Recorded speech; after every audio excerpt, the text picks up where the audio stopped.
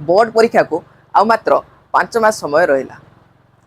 जितेबाला आम दशम श्रेणी आरंभ करते से तुमने बहुत स्वप्न नहीं जेरक अधिक नंबर रखिव यही दशम श्रेणी आरंभ कर एबे तार से स्वप्न देखि स्वप्न को साकार करिवार समय आसी जाइए।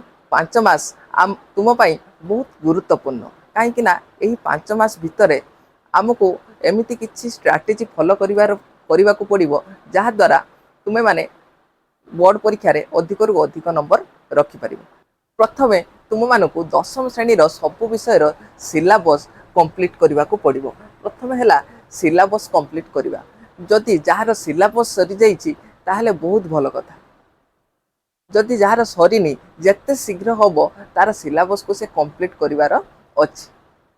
किंतु एथि देखिवार अछि जे एबे यूट्यूब रे सब वन शॉट वीडियोज प्रत्येक विषय रो वन शॉट वीडियोज एबे मिल जाउछि। ताको एबे सिलेबस कंप्लीट करिया पई वन शॉट वीडियोज रो सब सिलेबस कंप्लीट कर देबे। किंतु ना हमको वन शॉट वीडियोज प्रथम थर पई वन शॉट वीडियोज रु कहीं सिलेबस कंप्लीट करिवो नाही। काहेकि ना वन शॉट वीडियोज द्वारा तुमर कॉन्सेप्ट क्लियर होबो नाही जहा द्वारा तुमे भविष्य रे असुविधा रे पड़िबो। तुमे जते बेले तुमर सिलेबस कंप्लीट कर सारिबो तापर तुमर रिवीजन पाई एई वन शॉट वीडियोज को तुमे देखि पारिबो। किंतु प्रथम थर पाई वन शॉट वीडियोज रु कहीं सिलेबस कंप्लीट करिवो नाही। तृतीय रे हैला जेटा कि प्रत्येक पिला मिस्टेक करथांती जहा कि जदि कौनसी विषय तांकर खराब होउची से विषय को से माने ध्यान दियंती नाही। आमको सेपरी करिवार नाही। आमर जदि कौनसी विषय रे तुमर कम मार्क रोची ताहले सही विषय को तुमर अधिक समय दबार अछि। काहेकि ना जदि तुमर गणित भल होउची इतिहास भूगोल भल हो नाही ताहले गणित रे तुमर जदि 80 रु 90 नंबर रोची जदि गणित रे तुमको गणित भल लागुथिबो तुमे गणित रे अधिक समय दउथिबो तापर जदि तुमर भल हैला परे भी अधिक समय देलो ताहले से 80 नंबर टा बढ़ी बढ़ी 100 नंबर हेई पारिबो। 20 नंबर से विषय रे तुमर बढ़िबो। जदि तुमर इतिहास भूगोल रे 50-60 मार्क रहउची ताहले से इतिहास भूगोल रे तुमर 40 रु 50 नंबर आहुरी बढ़ी पारिबो जदि तुमे कष्ट करिवो। 20 रु तो 30 मार्क बहुत इजीली बढ़ी पारिबो। सेति पई हमको जे विषय रे कम मार्क रोची ताको अधिक ध्यान दबा। काहेकि ना आमको आम पाई सब विषय इम्पोर्टेंट। काहेकि ना जति काल बोर्ड रिजल्ट बाहरिबो सेते बेले गोटिए विषय रो रिजल्ट बाहरिबोनी सब विषय रो रिजल्ट बाहरिबो। तापर हैला सब विषय प्रति ध्यान दबा। सब विषय रो अर्थ हैला जदि तुमको कोनोसी विषय सहज लागुची ताको भी ध्यान दबा। जदि तुमरो कोनोसी विषय भल होउची ताको ध्यान दबा। ता सहित जदि कोनोसी विषय तुमको कष्ट लागुची ताको भी ध्यान दबा। जदि कोनोसी विषय मने रहउनी ताको अधिक ध्यान दबा।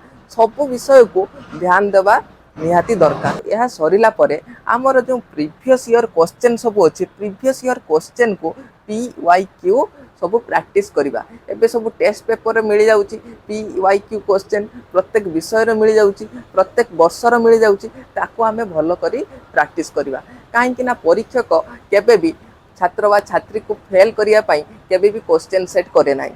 काहेकि ना बोर्ड परीक्षा रे तुम मान को पास करिया पई क्वेश्चन सेट करा जाई थाए। आमे जति देखिबा ऑब्जेक्टिव रो 50 टी क्वेश्चन लो 35 रु 40 क्वेश्चन एपरी होइताए जहा कि गोटे साधारण पिला आराम से करि परिबो। सेति पई हमको PYQ दबा को पड़िबो। प्रीवियस ईयर क्वेश्चन द्वारा हमको जाना पड़िबो जे परीक्षक को विषय रो को टॉपिक रु क्वेश्चन सेट करूची जहा द्वारा आमे से टॉपिक को भल की पढ़ी परिबा भल करी पढ़ी परिबा। सेति पई प्रीवियस ईयर क्वेश्चन बहुत इम्पोर्टेंट। समस्ते प्रथमे प्रीवियस ईयर क्वेश्चन करिवो तापर टेस्ट पेपर देइथिबा अन्य MCQ करिवो। किंतु प्रथमे प्रीवियस ईयर क्वेश्चन बहुत समय मध्य रिपीट मध्य होइथाय। सेति पई प्रीवियस ईयर क्वेश्चन बहुत इम्पोर्टेंट। बहुत पिलांकर प्रॉब्लम थाए जे तांकर MCQ बा शॉर्ट क्वेश्चन बा ऑब्जेक्टिव टाइप क्वेश्चन भल होउची किंतु सब्जेक्टिव टाइप क्वेश्चन जेटा कि लॉन्ग क्वेश्चन कहूजे सेटा तांकर हो नाही। काहेकि ना सब्जेक्टिव टाइप क्वेश्चन बा लॉन्ग क्वेश्चन लिखिबा एक कला एक आर्ट यह को डेवलप करने को पड़ो।